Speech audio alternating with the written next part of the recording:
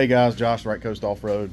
Wanted to do a 2,500 mile review on our KRX4 that we got last August. We've got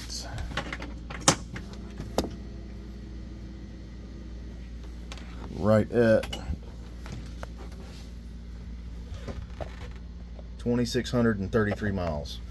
I've been putting a lot of miles on it, getting ideas for parts, actually testing parts. It's kind of amazing the people that sell parts for these things that don't even own one, much less have one that they actually put miles on, but that's here nor there. General lights, guys. I mean, this thing, it's a Cadillac.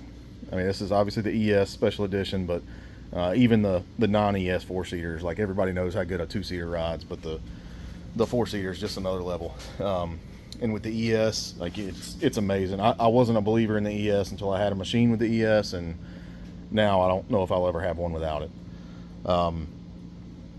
And you got your three modes there, your soft, normal, and firm. When we get on the highway, because this is street legal, we always go straight to firm. Normal, if we got a car full of big guys on any trail, and then if we're on like a rock crawling trail or there's not many people in here, we run it in soft. But it's amazing, guys. It really is. Any problems with it, and I'm going to get into all the accessories and why we did what we did, and why we do, that'll be later in the video. But problems with it, we did break the front diff lock gear, and it was actually on a very mild hill. We do have 35s, but it was a mild hill climb, especially for what we do. But the diff gear shattered there. I know my fat arm's in the way, but shattered there, broke the speed sensor, broke the outer cover, bent the shift fork pin, which I'm glad the shift fork pin bent, because if you had a harder one in there, it would have broke the internal side of the diff. So that pin's meant to bend, guys. In my opinion, don't swap that out. But we did break that, so we've got a 300M diff gear in there now. We do offer those on our site, made by Dedicated Motorsports. Good bunch of guys, but the diff gear's been awesome. We've had this on 35 stickies and mainly just the Terabytes, but we beat on it pretty good at Windrock a few weeks ago and held up just fine. And the other odd thing that happened, and I mean, obviously it's a broken part, so I'm taking responsibility for it, but this lower rod, we actually folded it up. It was bad, and we were just hitting a jump, on the trails across from the shop one night, and I take responsibility for it because we were in soft, and I didn't realize that when we hit the jump, and I think it bottomed out, and it was just too much pressure and folded that arm. But we upgraded them with the LW Fabs. They've been, we just got the lowers, but they stood up good at Windrock, and they're super beefy. So I also like them because they're not adjustable, so you don't have to worry about having another failure point. As far as accessories go, we'll just start at the front, try to make it as simple as possible. Ryco street legal kit, because we are street legal here in North Carolina. Comes with a winch. Those are the Performance side-by-side bushings pull points. Those things are awesome. Got them on both the machines, the turbo and this. As far as a modification, I did take the sway bar off the four-seater. With the ES being able to switch back and forth between, like I said, firm, normal, and soft, I don't think it's necessary. On the two-seater, I run it. I actually have quick disconnects on it, but on the four-seater, I just took it off. We did run the majority of the miles on this are on these 35 terabytes, 35, 10, 15 terabytes. They're a decent tire. I mean, they don't work good on the East Coast. I'm not going to sugarcoat that, but they're wearing good for all the miles we've got on them. I mean, that's 2,500 miles on a set of tires is pretty good, especially one that sees a lot of road use. Went with factory wheels with the ES bead lock ring, because these things don't come with bead locks. Don't really like that, but then of course Performance side-by-side bushing center caps. Those are on our site. Suspension, we got our tender springs on there. These work great on the ES and the non-ES. Everybody thrilled with them. We should have more soon. I hope we do. We're just waiting on the manufacturer. It just takes a while, guys. It's got factory flares on it. Not real crazy about them. They do okay, but it's still not enough when you go to a 35, in my opinion. So we took a set of the Spike flares for the four-seater and kind of just made them work on this, and it's easy. It's just push pins, but made those work. Cowie windshield and wiper, Love that thing. I usually like having a vented windshield or no windshield, but this is kind of our trail cruiser. That thing's ridiculous. It's so nice, and it's really not that expensive with the wiper. The wiper's like 400 bucks, I think, but it's got a sprayer. Totally worth it. Cowie mirrors, so they'll work with our cab kit. We do have a cab kit for it for the winter. EMP light bar brackets, you can grab them off their site. Chinese light bar, because we break a lot of them, so I'm not spending 500 bucks on a light bar when I can get an $80 one and break just as easy. In the cab, UTV Customs fan and light setup. Love that thing. Like I said, we put all the creature comforts on this thing because it's a family rig and it's just kind of go out and enjoy the trail rig. These things are awesome and pretty reasonable too. The guy that runs it's an awesome guy. Rugged radio setup. We sell those on our site. 250 bucks gets you everything. Comes with antenna, all that good stuff. I've got a RAM mount. You can get these wherever, but I love a RAM mount for my cell phone. Got those in both my machines. Got the Kimimoto tablet holder, and it gives you, extra storage. I've got those in both my machines to hold our tablet. Power Vision 3 tuner. Everything's going to be tuned. I like it.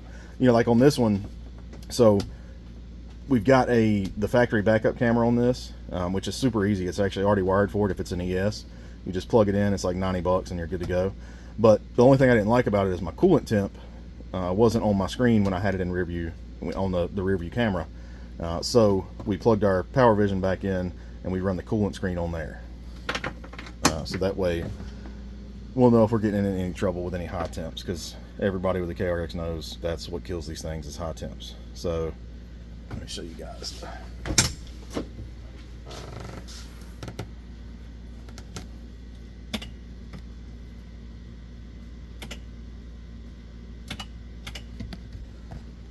So yeah, there's the camera screen.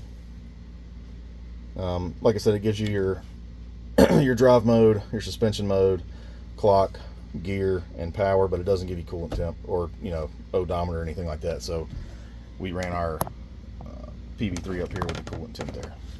But the camera's definitely worth the 90 bucks, guys. You got an ES, just get it. It plugs right in. AJ's shifter gate. We sell that. That's awesome. It makes shifts a lot smoother because you are turning this big girl around a little bit more, so you can shift a little bit quicker. And in the terrible situation where you get, the front end comes up on a hill, you can just smack it straight back to reverse. That's our hot rod shifter handle there. We love that. Got them in both our machines.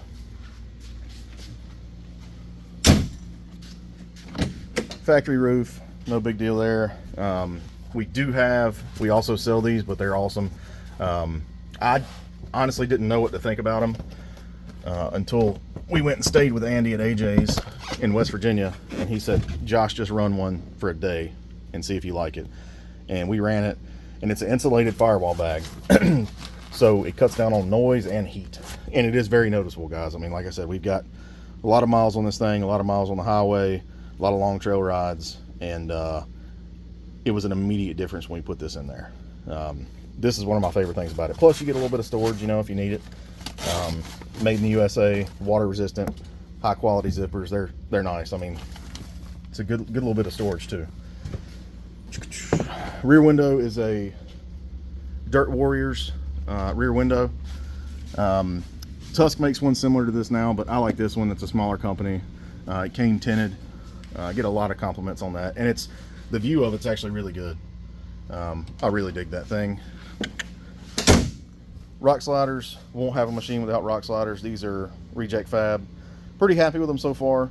I don't like how this sticks out so far, but I think on his new versions he's moved it in. We had a customer machine here the other week, and he's kind of put that tube at an angle, so I think that'll be a lot better because we do get hung on that a lot. Rear, this machine's been exclusively testing our Gen 2 weights that hopefully by the time this video's out we'll be ready to go. They're in manufacturing now. That's why we put so many miles on it, guys, because a lot of people talk about testing, but we do it ourselves, and it makes things slow, but we get what we want out of the product. So rock knockers, those are on every machine, at least every KRX we've got. It stops stops rocks from running down into your wheel and destroying your trailing arm and everything. Badass belt, of course. In my opinion, that's the only belt to run. So we've got that. Don't know if I talked about the intake covers or not. We also sell these. These are AJ's. They're on our site, but it's open along the bottom, and it's more than enough airflow to get in there, but it keeps your frog skins clean, and that keeps your belt temps from getting too high and from, you know, starving your motor of air. So we love these things. We got those on the site. Pack out plate from Pro Steel Products, because this is the ES, so it's got the sub, so we can only do the 2 rack, but used to make fun of people with these things. Now I've got them on all my machines. They're too convenient, too awesome. And the pack out plate from Pro Steel is awesome. Tuss tailgate, we have that on our site. That's just nice, you know. Sometimes we'll throw a chainsaw back there, or trash bags, or whatever, empty bottles. I like having the tailgate on here, especially since we're not like hardcore wheeling on this thing. Our laser beam lights, these things are cool. You got to see them at night. We've got some videos on them, but I don't like whips because I always break them off because we ride down pretty tight trails. So these give the effect of a whip, a very large whip, but you don't have to worry about breaking them off. And I think, yep, and then of course it gives you somewhere cool to put your scrap sack on the back for trash and everything. And I think, guys, that might be it. The room is awesome on these things. I'm pretty sure if you're watching a 2,500 mile review, you've already went and sat in one, but the room is ridiculous. I'm a big guy. I wear a 13 wide shoe, and I'm not skinny, and I've got just as much room in the back as I do the front. And most people that ride in it prefer riding in the back because you're in there, it's comfortable, the doors come up high, you feel really safe. And again, the ride's ridiculous, guys. I mean, we were actually talking last night, you know, the turbo we've got is awesome machine. We can beat the crap out of it and love it, but 90% of the time I go riding, I'm gonna put my big butt in this thing and just cruise because it's such a Cadillac. What would I do better? The brakes actually aren't that bad as long as you keep them bled. They're pretty good. They could do better. You know, Polaris, as much as it pains me to say it, has really good brakes. But I've heard of people trying to swap Polaris parts over on these and not really having much success. So I wish they'd do better with the brakes. The front diff, not happy with that, how that broke. There's a video of it on our YouTube channel if you check that out, and you can see where it broke, and it's not that impressive. So I wish they'd spend a little bit of money on the front diff and get that better. Suspension's freaking awesome. The A-arms, radius rods, and all the factory stuff are good. I bent one, but like I said, that's my fault. I'm not going to act like it's Kawasaki's fault. Of course, power. You know, it's a big machine. You get 4 big Americans in this thing, and it's a lot of weight. KRX is really torquey. It pulls it good, but you're not going to break any speed records, and you're not going to be blowing the tires off of it on the asphalt. So the tune and the clutch helps with it. We left the exhaust stock because, like I said, this is just the trail cruiser, so we didn't want it to be loud and making anybody mad or making it annoying to ride. But they could use some more power. Hopefully that's coming down the line. Who knows what Kawasaki's going to do, but that would be nice. I think if they made a boosted version, whether it be a turbo or a supercharger, forced induction version actually, that would be, I think they wouldn't be able to keep them around. Rear suspension, rear diff, they fixed the transmission issues. This does have the upgraded clutch in it, which is a little bit better. They're getting there with that. I'm not going to go into that on this video, but you know, these clutches have a lot of issues. They're getting better with them, and as long as you stay off the highway, guys, you're going to avoid 90% of the issues. But you know, is what it is there. So yeah, just mainly power, front diff, and if they could, you know, sort the clutch out eventually, I think it'd be awesome. Oh, one more thing they could do better, and you can see how beat ours is. The factory skid plate is not sufficient, especially at the rear. At the front, it's fine. Down the middle, it's fine. You need a transmission skid plate, guys.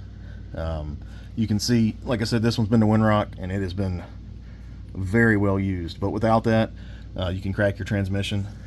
We sell these on our site. The holes actually line up on these, unlike some of the others on the market. But yeah, guys, it's an awesome machine. I would definitely buy it again. They're getting really popular now. That's pretty much all the builds we do now is 4-seaters. That's all everybody wants. But I think that's it, guys. I mean, 2,500 miles. Replaced a couple fuel filters just to be on the safe side. Replaced the spark plugs twice, I think, again, just to be safe. But other than that, I mean, and we are hard on machines. I know we're not abusing the crap out of this one, but we're hard on them. But other than that, this thing's been a tank. I mean, it's taken everything we threw at it. So I don't think you'll go wrong getting one. A lot of other aftermarket companies are getting interested in these now because they're so popular.